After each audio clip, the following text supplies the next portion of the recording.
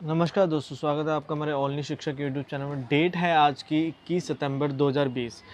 आज हमको the Hindu editorial के 3 आर्टिकल्स को डिस्कस करना है। देखते हैं हमारा जो फर्स्ट आर्टिकल है उसका नाम क्या है। उसका नाम है define the contour of hate in speech.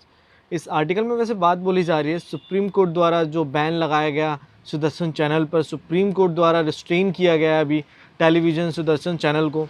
उस चैनल पर ब्रॉडकास्ट किया जा रहा था बिंदास बोल प्रोग्राम, जिसे रोकने के लिए कोर्ट द्वारा डिसीजन लिया गया। सुप्रीम कोर्ट द्वारा ही इस इशू पर अगस्त 28 को भी ऑर्डर जारी किए गए थे, जब कोर्ट द्वारा कहा यह गया था कि किसी पर रिस्ट्रेन करने के लिए बड़ी ही बारीकी से उस इशू को डील किया जाता है जब राइट टू स्पीच को रोका जाता है। तब इस इशू को अच्छे से स्टडी के लिए बेंच को लाया गया था, जिससे अच्छे से इस पूरे इशू को डील किया जा सके। लेकिन कोर्ट द्वारा ही आज ऑर्डर्स को चेंज कर दिया गया है कुछ सर्कमस्टेंसेस में, और उस प्रोग्राम के लिए जिसके 4 एपिसोड्स पहले ही लॉन्च किए जा सके थे, उस प्रोग्राम द्वारा मुस्लिम की कॉन्स्पिरेसी के बारे में शो किया जा रहा था, जिस पर सिविल सर्विसेज में उन्हें अलग कैसे बेनिफिट दिए जाते हैं जिसके बारे में बताया जा रहा था उस चैनल्स पर। जिसके लिए इस शो द्वारा बहुत सारी फॉल्स स्टेटमेंट को लाया गया, जैसे कि उनके द्वारा कहा यह गया कि एक हिंदू पर्सन के लिए, एक हिंदू स्टूडेंट के लिए सिविल सर्विस एग्ज़ाम की एज लिमिट 32 साल है और एक मुस्लिम एस्पिरेंट एज लिमिट है 35 साल, और मुस्लिम को 9 अटैम्प्ट प्राप्त होते हैं एग्जामिनेशन में, जबकि एक हिंदू स्टूडेंट को 6 अटैम्प्ट प्राप्त होते हैं। उस शो द्वारा यह सब फॉल्स स्टेटमेंट बनाने, जिसको कोर्ट द्वारा कहा गया कि ये स्टेटमेंट से एक डिस्क्रिमिनेशन पैदा होता है और इससे ट्रुथ की भी भावना को ख़त्म किया जा रहा है। इस प्रोग्राम द्वारा पूरी मुस्लिम कम्युनिटी को पब्लिक में उनके खिलाफ हेट फैलाई जा रही है और उन्हें डिसरेप्यूटेट किया जा रहा है, और इस चैनल उस प्रोग्राम कोड को नष्ट किया जा रहा है इस चैनल द्वारा, जिन्हें केवल टेलीविज़न पर रेगुलेट किया जाता है। आगे कहा जाता है कि इस चैनल को कंटेम्प्ट किया गया है उन फैक्ट्स के आधार पर, और उनके द्वारा जो कोशिश की गई है पूरी एक कम्युनिटी को डिसरिस्पेक्ट करने की, जो पूरी तरह से एक हेट स्पीच का केस है, इसे कह सकते हैं हम। लेकिन हमारे लॉ में इतने ज़्यादा कॉम्प्लिकेशंस हैं जिनके आधार पर बहुत ज़्यादा डिफ़िकल्ट है परमिसेबल स्पीच और हेटफुल क्राइम स्पीच में अंतर करना, क्योंकि परमिसेबल स्पीच में उन मैटर्स पर ही कुछ तर्क दिए जाते हैं सिर्फ। सुप्रीम कोर्ट के पास के वर्डिक्ट जजमेंट से भी इस मैटर को क्लियरली हेल्प नहीं मिल सकती। आज यह केस है जो इस पर सुप्रीम कोर्ट को आज क्लियरिटी लानी होगी लॉज के लिए, जिससे आइडेंटिफाई किया जा सके ऑफेंसिव स्पीच को और हेट स्पीच के अंतर को, और कुछ एक्सेप्शनल केसेस पर भी जिनमें ही रिस्ट्रेन लगाया जाए। इसके लिए बड़ी ही बारीकी से स्टडी की जा सके इस पर, जिससे इस मुद्दे को आगे भी सुलझाया जा सके अगर ऐसा कुछ होता है इन फ्यूचर। तो हेट स्पीच की डेफिनेशन के बारे में कहा जाता है कि जब एक पर्सन द्वारा जब एक घृणा भरी स्पीच बोली जाती है, जिसे डील तो लॉज द्वारा ही किया जाता है, लेकिन साथ साथ प्रत्येक पर्सन के राइट टू स्पीच को भी ध्यान में रखा जाता है, तब उसे सज़ा दी जाती है। आज इस प्रॉब्लम के लिए सुप्रीम कोर्ट को एक लाइन को लाना होगा, जिसके लिए कोर्ट द्वारा लिबरल डेमोक्रेसी कंट्री के लॉ को स्टडी कर सकती है, जिनमें दूसरे कंट्रीज़ के लॉ को स्टडीज़ कर सकती है हमारी जो इंडियन सुप्रीम कोर्ट है, जिनसे इंडिया में भी राइट टू स्पीच व हेट स्पीच को रिजॉल्व किया जा सकेगा। एक स्कॉलर जेरेमी वॉल्ड्रन द्वारा बोला जाता है कि स्टेट को प्रोटेक्शन नहीं देनी चाहिए हेट स्पीचेस के लिए, इसके लिए उनके द्वारा एक फिलोसफिकल वे में डिफेंस किया गया है। प्रोफेसर वॉल्ड्रन की डेफिनेशन के अनुसार हेट स्पीचेस भी होती हैं जिसमें वॉलेंस, हेट की भावना और डिस्क्रिमिनेशन किया जाता है पीपल के अगेंस्ट में, एक इंडिविजुअल को नहीं बल्कि उनकी पूरी कम्युनिटी के अगेंस्ट में, उनके race, ethnicity, religion, gender, sexuality के लिए हेट स्पीच बनाई जाती है। इन सब से माइनॉरिटीज़ पर ज़्यादा नुकसान होता है, वो बहुत ज़्यादा खतरे में आ जाती हैं। इन सब के लिए गवर्नमेंट को उस पर रोकथाम लगानी चाहिए, उन पर्सनस पर रेस्ट्रिक्शन ज़्यादा लगानी चाहिए जो हेट स्पीचेस बनाते हैं। जैसे कि बुद्धिज़्म रिलीजन की अगर कोई पर्सन द्वारा मजाक किया जाता है जिसमें उनके प्रैक्टिशनर्स की भावना को ऑफेंड किया जाता है, दूसरे साइड पर उस स्पीच द्वारा ही सभी बुद्धिस्ट के अमोरल बोला जाता है उनको। ऐसा ही कुछ सेम अभी का सिनेरियो है, जिसमें किसी लिमिटेशन किसी के बारे में बोलना उसके रिलीजन के आधार पर, जिससे उनके सेंटिमेंट को हर्ट किया गया, और दूसरी साइड उस पूरी कम्युनिटी को एंटायर नेशनल की कैटेगरी में डिस्क्राइब किया गया है, और यह स्पीच को प्रोटेक्ट नहीं किया जा सकता। हेट स्पीच द्वारा अटैक किया जाता है डेमोक्रेटिक रिपब्लिक नेशन के दो प्रिंसिपल जिसमें हर्ट होती है उन पर्सन्स के इक्वल डिग्निटी का राइट और उन पर्सन्स का डिसरेप्यूटेड करा जाता है, उन्हें पब्लिक में शामिल नहीं किया जाता। एक्सक्लूसिवनेस की भावना का बहन होता है उनके साथ में ज़्यादातर। प्रोफेसर वॉल्ड्रन की इस स्पीच की डेफिनेशन को एक्सेप्ट नहीं किया गया। अमेरिका के स्कॉलर्स द्वारा फर्स्ट अमेंडमेंट के तहत उनके द्वारा कहा जाता था कि किसी पर सेंसरशिप लगाना, किसी पर रोकथाम लगाना हेट स्पीच पर, वो भी और ज़्यादा क्रूरता दिखाना है उन पर, जिसके कारण कहा जाता है कि स्पीच पर कोई रूल्स ही नहीं लग सकते हैं जिनमें डिस्क्राइब किया जा सके उनके बोले गए शब्दों से वे सिर्फ किसी को ऑफेंड करते हैं या फिर उन शब्दों द्वारा हेट फैलाई जा रही है समाज में। आगे बोला जाता है कि हेट स्पीचेस को रोकने के लिए right to freedom of speech को ख़त्म नहीं किया जा सकता, उन पर सेंसरशिप लगा कर एकदम से। लोगों के स्पीचेस पर अगर गलत डिस्क्राइब किया जाता रहेगा ऐसा जिससे सिर्फ मिसयूज़ किया जाएगा फ्रीडम ऑफ स्पीच का, जिसके लिए उन द्वारा कुछ मेरिट्स बनाए गए और कुछ फैक्टर्स को जिनको अनदेखा किया गया। जैसे कि पहले था अमेरिका के फर्स्ट अमेंडमेंट के द्वारा सभी स्पीसीज़ को इक्वल का दर्जा नहीं दिया जाता। कमर्शियल स्पीच, लीगल, फाइट योग्य शब्द पर कोई ज़्यादा ध्यान नहीं दिया जाता। दूसरा, वहाँ पर सभी लॉज को बनाया गया है जिसमें सभी यूरोपियन डेमोक्रेसीज द्वारा प्रिंसिपल स्टैंडर्ड्स को अडॉप्ट किया गया है, जिनसे एक हेट स्पीच जो बोली गई है उसे अच्छे से डिफ़ाइन किया जा सके कि वे ऑफेंसिव हैं या फिर ऑब्जेक्शनल स्पीचेस हैं। तीसरा, ये हेट स्पीचेस तब बनती है जब सोसाइटी में पावर बैलेंस इक्वल नहीं होता है, जिसके लिए इक्वल किया गया है सोसाइटी को फॉरेन कंट्रीज़ में। एक्सपीरियंस से भी हेट स्पीच को अच्छे से डिस्क्राइब किया जा सकता है। आज प्रोफेसर वॉल्ड्रन की थ्योरी को अडॉप्ट करना चाहिए इंडिया में, क्योंकि यह इंडियन के डेमोक्रेटिक में आज इसकी ज़रूरत है, स्पेशली उन प्लेसेस पर जहाँ पर इंडिया के वैल्यू ऑफ लिबर्टी, इक्वलिटी और फ्रेटर्निटी को ज़िंदा रखा जा सके सभी के लिए, जो हमें कॉन्स्टिट्यूशनल फ्रेमवर्क के द्वारा दी गई थी। अभी ढंग से हेट स्पीच पर कोई अच्छा रूल ना होने से जिससे बहुत ज़्यादा इशू बढ़ते हैं सोसाइटी में, सेक्शन 153A और section 295A of Indian penal code के तहत उन्हीं इश्यूज़ को डील किया जाता है जो स्पीच द्वारा प्रमोट की जाती है, घृणा दूसरे ग्रुप्स के रिलीजन के प्रति। लेकिन इस लॉज द्वारा अच्छे से हेट स्पीचेस को नहीं रोका जा सकता। इसके लिए हेट स्पीचेस लॉ कड़े और मजबूत होने चाहिए। इन लॉज द्वारा बोले गए शब्दों को डिफ़ाइन किया जा सकता है हेट स्पीचेस से या फिर नहीं, और साथ में प्रत्येक पर्सन के राइट टू स्पीच को रिस्टोर तभी किया जाएगा जब पब्लिक ऑर्डर्स और मोरालिटी के लिए। आज इन स्पीच के लिए इन्हें क्रिमिनलाइज ग्राउंड पर देखा जाए, जिससे इशू को लाइट ना लिया जाए, क्योंकि इन स्पीचेस के ग्राउंड को तब देखा जाता है जब ये क्रिमिनल ग्राउंड पर पहुंच जाते हैं, जिसमें डिस्प्यूट को रिजॉल्व भी नहीं किया जाता बड़ी जल्दी से। इन स्पीचेस के ग्राउंड के लिए आज अमेंड किया जाए हेट स्पीचेस लॉ को, जिसमें ज़्यादा ध्यान हो मोरालिटी पर, उस कंट्री की कॉन्स्टिट्यूशन मोरालिटी पर।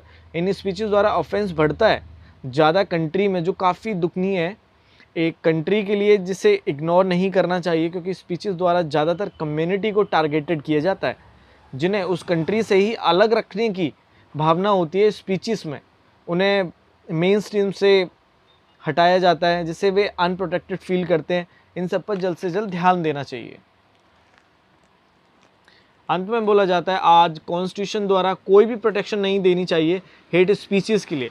इस चैनल द्वारा प्रोग्राम कोड को नहीं इम्प्लीमेंटेड किया गया, जिससे जो लॉज हैं कॉन्स्टिट्यूशन के उनका एक हेटेड डेफिनेशन दिया गया है इन प्रोग्राम्स द्वारा। आज प्रोग्राम्स कोड ऑफ लिंक कर देना चाहिए लॉ से, जिससे पालन किया जा सके रूल्स का। आज सुप्रीम कोर्ट को कुछ कॉन्स्टिट्यूशनल मॉडल को लाए, जिससे ऐसे इश्यूज़ को सॉल्व किया जाए। इन स्पीचेस के लिए रिस्टोर लगाने के लिए अच्छे से लॉ को बनाया जाए, क्योंकि कुछ क्लियर नहीं है अभी इन हेट स्पीचेस के लिए लॉ में, क्योंकि रिस्ट्रेन करने से स्पीच पर राइट टू इन्फॉर्मेशन और डेमोक्रेसी पर असर पड़ता है अगर अच्छे से हेट स्पीच की लॉ को डिफ़ाइन नहीं किया जाएगा तो। क्योंकि लास्ट वीक आंध्र प्रदेश की हाई कोर्ट द्वारा सभी प्रेस पर बैन लगा दिया गया एडवोकेट जनरल ऑफ स्टेट के अगेंस्ट में रिपोर्ट लिखने से, जिसके लिए प्रेस को ही बैन कर दिया गया था कोर्ट द्वारा, जो काफ़ी ज़्यादा गलत था पब्लिक इंटरेस्ट के संदर्भ में। ऐसे एक्सपीरियंस से कोर्ट को कुछ रूल बनाने चाहिए रिस्ट्रेन करने के लिए अंडर सिनेमाटोग्राफी एक्ट के तहत। आज हमें कोई भी कंपेयर करने वाली मीडिया की ज़रूरत नहीं है, लेकिन आज ऐसे भी रूल होने चाहिए जिनसे रिस्ट्रेन लगाया जा सके सभी फैक्ट्स पर, क्योंकि अगर किसी ब्रॉडकास्ट द्वारा हेट्रेड डिस्क्रिमिनेशन होता है जिससे माइनॉरिटीज़ को हार्म किया जाता है उसे रोका जाए। इन सब के लिए कोर्ट को आज हेट स्पीचेस के लिए लॉ को रिफॉर्म करे जिससे रिस्टोर किया जा सके डेमोक्रेसी की लैंग्वेज को और किया जा सके जो देश की सॉवरेनिटी को नष्ट करते हैं। तो आइए चलते हैं, हमारा जो सेकेंड आर्टिकल है, इस आर्टिकल का नेम है it's no green signal from the farm. इस आर्टिकल का कंटेंट है farmer produce trade and commerce bill 2020। अभी सेंट्रल गवर्नमेंट द्वारा 3 नए बिल को लाया गया है पार्लियामेंट में एग्रीकल्चर के लिए, जिसके लिए फार्मर द्वारा बड़ी स्केल पर प्रोटेस्ट किया जा रहा है। उन बिल्स के अगेंस्ट में वो बिल्स हैं जिनका नाम है द फार्मर प्रोड्यूस ट्रेड और commerce promotion and facilities bill 2020। दूसरे का नाम है farmer agreement of price assurance and farm service bill 2020। तीसरे का नाम है एसेंशियल कमोडिटीज़ बिल 2020 को। इन बिल्स को लाने से food processing industries minister Harsimrat Kaur द्वारा रिज़ाइन दिया गया यूनियन कैबिनेट से और फार्मर द्वारा ऑर्गेनाइजेशन द्वारा प्रोटेस्ट किया जा रहा है। इन बिल्स के लाने से गवर्नमेंट का इंटरफेरेंस कम होगा एग्रीकल्चर में, जहाँ पर मिडल मैन नहीं होगा और ना ही गवर्नमेंट टैक्सेस होंगे जो टैक्सेस एग्रीकल्चर प्रोड्यूस कमेटी द्वारा लगाए जाते हैं। ज़्यादा से ज़्यादा प्राइवेटाइजेशन किया जाएगा मार्केट को इससे, और सेंटर द्वारा ऐसा फर्स्ट टाइम नहीं किया गया है मार्केट्स में इन रिफॉर्म्स को लाके, पहले भी किया गया है, पिछली गवर्नमेंट द्वारा भी किया गया था। फार्मर्स द्वारा पॉलिटिकल इंटरफेरेंस को कम करने की डिमांड तो हमेशा से रही है और रिफॉर्म्स को भी लाने की बात हमेशा से ही की जाती है पास से। बहुत सारे रिफॉर्म्स को लॉन्च किया गया स्टेट गवर्नमेंट द्वारा, सेंट्रल गवर्नमेंट द्वारा, जिन्हें फार्मर द्वारा ही हमेशा एक्सेप्ट किया जाता है। लेकिन आज का इशू बिल को लेकर नहीं है, बल्कि उस प्रोसेस को लेकर जिस तरीके से इस बिल को इंट्रोड्यूस किया गया, क्योंकि सेंट्रल गवर्नमेंट द्वारा कोई भी इन बिल्स के लिए ना तो डिस्कशन किया गया स्टेट्स के साथ और ना ही कोई कंसल्ट किया गया फार्मर्स की ऑर्गेनाइजेशन और उनकी कमेटीज़ के साथ में। तो सेंट्रल गवर्नमेंट को बल्कि स्टेट गवर्नमेंट के साथ में कंसल्टेशन करना चाहिए था, क्योंकि ट्रेड और एग्रीकल्चर से संबंधित पॉलिसीज़ स्टेट के अंडर में आती हैं, लेकिन ऐसा तो कुछ हुआ ही नहीं। सेंट्रल गवर्नमेंट द्वारा ऐसा तो कुछ किया ही नहीं गया। बिल को पास किया गया बिना स्टेट गवर्नमेंट के, जिसकी वजह से मिस्टर जनरेट हो जाता है कमेटीज़, फार्मर्स और स्टेट गवर्नमेंट का सेंट्रल गवर्नमेंट के लिए। बिल्स को पास किया गया इन बिल्स को बिना फार्मर्स की कंसल्टेशन, जिससे गवर्नमेंट और फार्मर्स का ट्रस्ट इशू हमेशा से ही बने रहते हैं। कुछ ऐसे इश्यूज़ को फार्मर ऑर्गेनाइजेशन द्वारा उठाया गया था जब एग्रीकल्चर प्राइसेस और इनकम के इशू जब सामने आए थे। तो इन बिल्स के लिए किसानों की ऑर्गेनाइजेशन द्वारा कहा यह जा रहा है कि ये जो बिल है ना, इनसे स्टेट की असिस्ट एजेंसीज को डील किया जाने लगेगा सेंटर द्वारा, कि जो एपीएमसी जो कमिटीज़ वगैरह हैं इन सबको फिर डील किया जाएगा सेंटर द्वारा। स्टेट का रूल ख़त्म कर दिया जाएगा धीरे धीरे करके एग्रीकल्चर में, और जो भी आगे से रिफॉर्म्स होंगे वो सेंटर द्वारा ही सिर्फ अकेले लिए जाएंगे और इस बिल के थ्रू ही गवर्नमेंट का सपोर्ट ख़त्म हो जाएगा। मींस कि एमएस मिनिमम सपोर्ट प्राइस को ख़त्म किया जा रहा है, जिससे एपीएमसी जो मंडीज़ आती हैं उनके अंदर उनको ख़त्म कर दिया जाएगा, क्योंकि वहाँ पर कोई सपोर्ट नहीं मिलेगा किसानों को मिनिमम सपोर्ट प्राइस का गवर्नमेंट द्वारा। अभी किसानों की फसलों को एमएसपी रेट पर गवर्नमेंट परचेज़ कर लेती है स्टेट गवर्नमेंट, जिससे उन्हें इनकम हो जाती है। लेकिन गवर्नमेंट के जाने से हर एक ट्रेडर के अपने लो रेट हो जाएंगे, जिससे और ज़्यादा नुकसान होगा किसानों की इनकम में। जबकि सेंटर द्वारा इस संदर्भ में कहा गया है कि इस बिल से एमएसपी को नहीं हटाया जा रहा, लेकिन किसानों द्वारा ऐसा महसूस किया जा रहा है कि गवर्नमेंट अभी रिमूव कर रही है इस एमएसपी को। आज ये मिस्ट्रेस किसानों का इसलिए क्योंकि सेंटर द्वारा बहुत सारे डिसीजन लिए गए, जैसे कि 2016 में नोटबंदी, जीएसटी टैक्स को लाना, जिससे इकॉनमी पर काफ़ी नुकसान हुआ। एमएसपी के बारे में अभी कुछ नहीं कहा जा रहा है, लेकिन इस मार्केट को धीरे धीरे करके प्राइवेट बनाया जाएगा, क्योंकि इस बिल के आने के बाद ही अभी अदानी और रिलायंस जैसे कॉर्पोरेट ग्रुप्स ने अभी एंट्री ली है फूड और एग्रीकल्चर रिटेल्स में, और तभी उस समय पर इस बिल को लाया गया। आगे कहा जाता है कि अगर ट्रेडर्स और फार्मर का पार्टिसिपेशन बिना एपीएमसी के होगा तो शायद एग्रीकल्चर धीरे धीरे करके ख़त्म होना स्टार्ट होगा। एपीएमसी के द्वारा टोटल एग्रीकल्चर ट्रेड 1/4 तक किया जाता है हर साल, लेकिन इस एपीएमसी का बहुत बड़ा रोल प्ले करता है प्राइसेस को लेकर एग्रीकल्चर के लिए और प्रोडक्शन में। एपीएमसी को हटाना, जिससे जो मिडल मैन का काम करता है ट्रेड के लिए इन मंडीज़ में, जिससे एग्रीकल्चर मार्केट का डिक्लाइन होना शुरू होगा। क्योंकि अभी सेट प्राइस किए जाते हैं एपीएमसी द्वारा फूड प्रोडक्ट्स के लिए, किस दाम पर ख़रीदा जाएगा प्रोडक्ट्स को, उसी दाम पर हर एक ट्रेडर द्वारा प्रोडक्ट को ख़रीदा जाता है। लेकिन आगे एपीएमसी ना होने से वो मिडलमैन ट्रेडर्स अपने मनचाहे रेट होंगे, जिससे इनकम अच्छी जनरेट नहीं होगी किसानों को, और ना ही ज़्यादा प्रोडक्शन वो कर पाएंगे अच्छे से फसलों की। मोस्टली फार्मर ज़्यादातर इन मंडीज़ पर निर्धारित रहते हैं जो उनके एग्रीकल्चर ट्रेड में बहुत ज़्यादा हेल्प करती है, उनकी प्रोडक्ट्स को उचित दामों पर बेचने में।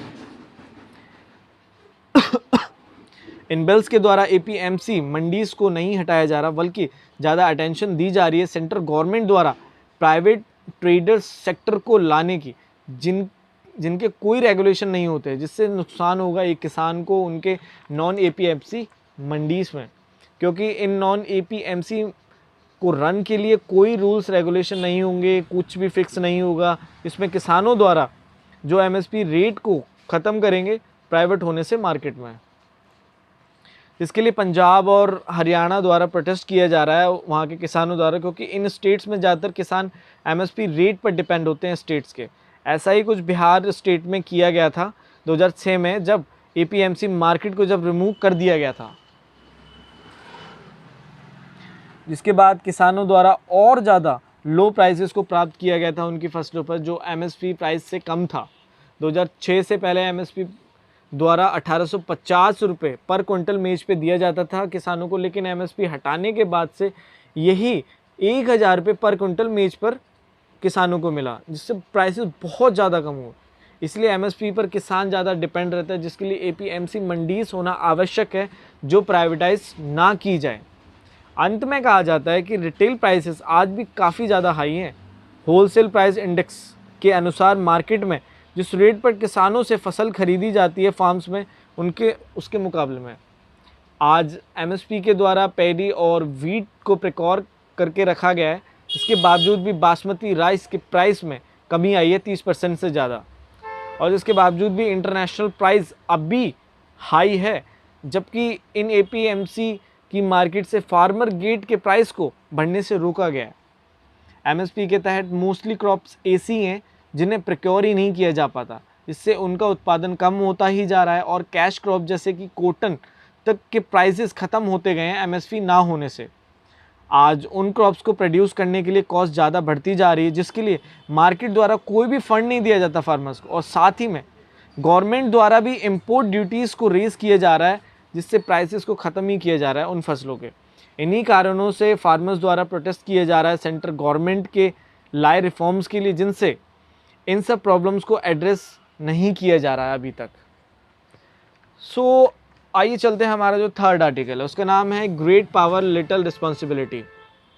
आज इंटरनेशनल डे ऑफ पीस है, जिसे यूएन द्वारा डिक्लेयर किया गया था, जिससे पीस बनाया जाए क्यों वर्ल्ड में, क्योंकि बहुत सारा वायलेंस है, इनसिक्योरिटीज़ हैं वर्ल्ड में, जिसके लिए ये डे मनाया गया था, डिक्लेयर किया गया था पीस के लिए।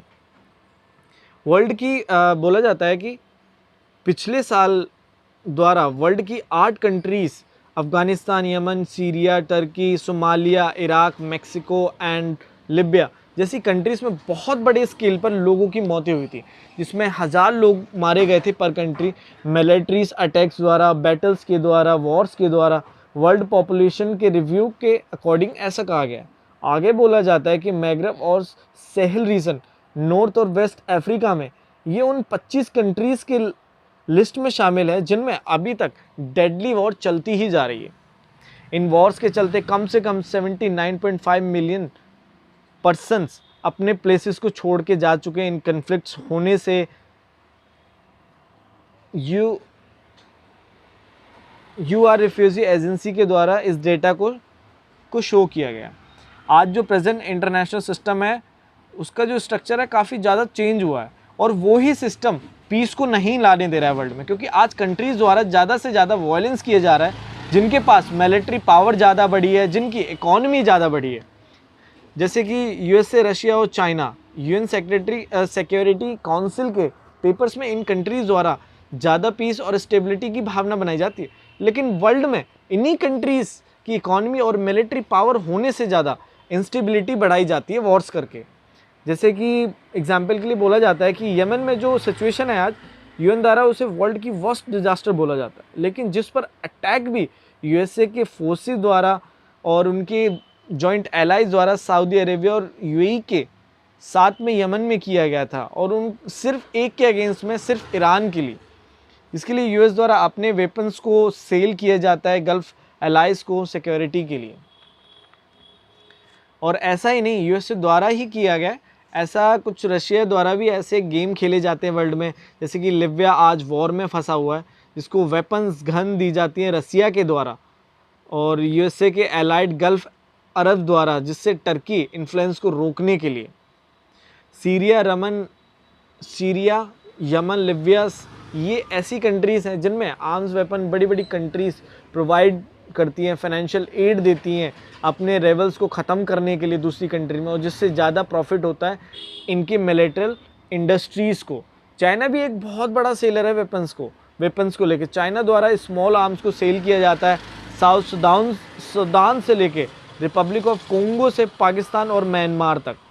चाइना का ज़्यादातर यही एम रहता है कि डेवलपिंग कंट्रीज़ में अपना दबदबा बनाया जाए, उनके इंटरनल सिक्योरिटी में टेक्नोलॉजी प्रोवाइड करा के, उनके ऊपर सर्विलेंस करके, जिससे उन कंट्रीज़ के अंदर सोसाइटिकल इश्यूज़ को स्प्रेड किया जाए, रिवोल्ट लाए जाएँ, जिससे चाइना का दबदबा और बड़े नेबर कंट्रीज़ में। और एक न्यू कोल्ड वॉर अभी की जा रही है यूएसए के साथ में, जिससे मिलिट्री क्लैशेस हो सकते हैं एशिया में। इस साल यूएन सेक्रेटरी जनरल द्वारा ग्लोबल सीज फायर को लाया जा रहा है, जिससे इस कोविड-19 की महामारी पर ज़्यादा ध्यान दिया जाए।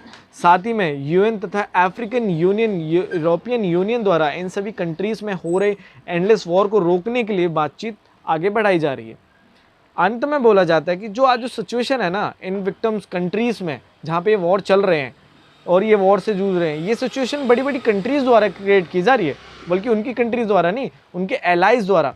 आज इस इंटरनेशनल डे ऑफ पीस पर उन बड़े बड़े कंट्रीज़ के कोर प्रॉब्लम को रिजॉल्व करना चाहिए, जिनके पास यूएन की पावर है और अपने देश की मिलिट्री को ग्लोबली में वो यूज़ करते हैं इन सब रेवलरीज़ को बढ़ाने के लिए। आज वर्ल्ड की पॉलिटिक्स के स्ट्रक्चर को बदलना बहुत ज़रूरी है। आगे कहा जाता है कि अफ़गानिस्तान में लाए पीस प्रोसेस से तभी तक शांति रहेगी जब तक ये ग्लोबल पावर अगर वॉयलेंस को बढ़ावा नहीं देंगी तब तक। आज इंटेलेक्चुअल स्टेप्स होने चाहिए, सोशल मूवमेंट हो, जिनसे वर्ल्ड के ऑर्डर्स को इम्प्लीमेंट किया जा सके। तो आज हमने 3 इश्यूज़ को डिस्कस किया। Thank you very much and I hope आपको वीडियो अच्छी लगी। अगर आपको वीडियो अच्छी लगी please like, share, subscribe and जरूर करें। Thank you very much.